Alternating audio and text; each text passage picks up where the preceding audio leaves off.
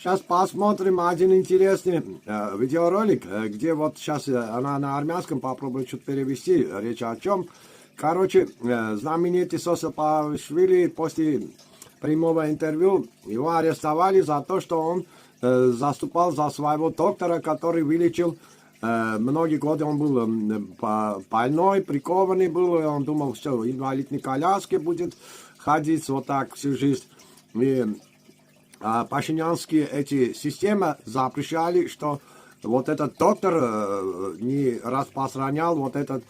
честный лечебный лекарства, лечение, вот. И он заступал, даже прыгал карате, там делал этих, вот. И его арестовали за это. И пишите в комментариях, насколько он справедлив был, и за что его правильно арестовали или нет. Давайте посмотрим этот видеоролик. Կան սկանդալ բռնկվեց Սոսո Պավլիաշվիլին ուղիղ հեռուստաեթերից հետո ձերբակալվել է, որտեղ նա կոշտ քննադատել է դեղագործական ընկերությունների ներկայացուցիչներին։ Նրա խոսքերը ցնցեցին երկիրը։ Նա դեղագործներին ասել է. «Մաղթում եմ, որ դուք եւ ձեր երեխաները սատկեք շների նման» եւ մեղադրել է նրանց բժիշկ Բագրատ Գեղամովիճ-Ալեկյանի դեղամիջոցի արգելման մեջ, որը նրան փրկել է հաշմանդամությունից։ Եկեք լսենք, թե նա կոնկրետ ինչ է ասել։ Ես ավելի լավ է բանտ նստեմ,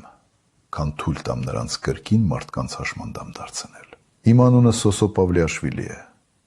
Ես 61 տարեկան եմ, եւ եթե չլիներ բժիշկ Բագրատ Ալեկյանը, ես հիմա կլինեի հաշմանդամի սայլակին կամ թաղված կլինեի հողի մեջ։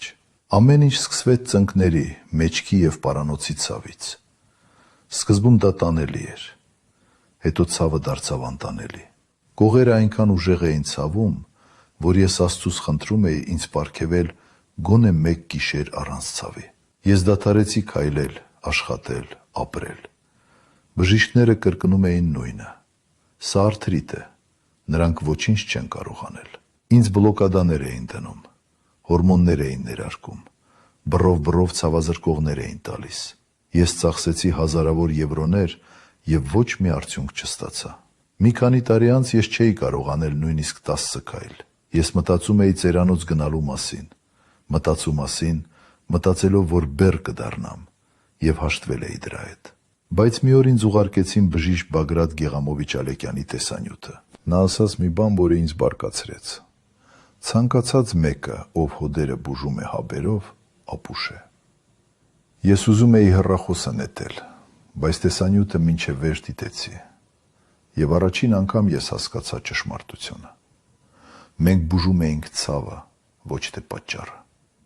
Ես կապ հաստատեցի բժշկի հետ, եւ նա ինձ տվեց մի բանաձև, որը հիմա